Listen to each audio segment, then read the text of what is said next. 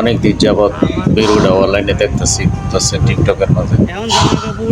তো সবাই বেরুডা শেয়ার করে দিবেন যাতে ও চাচার আত্মীয় স্বজনের কাছে গিয়ে পৌঁছায় আর তারা যেন এয়ারপোর্টে রিসিভ করে নিতে পারে।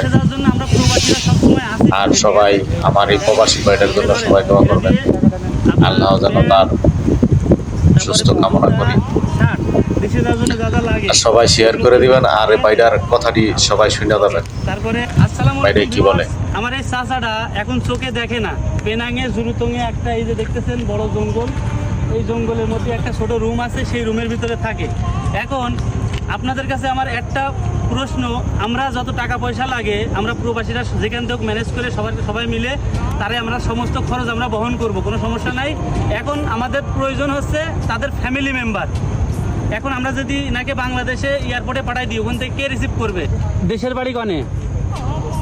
বিক্রমপুর। বিক্রমপুর, ওকে। তারপরে আছে আপনার থানা লোহজং। লোহজং, ওকে।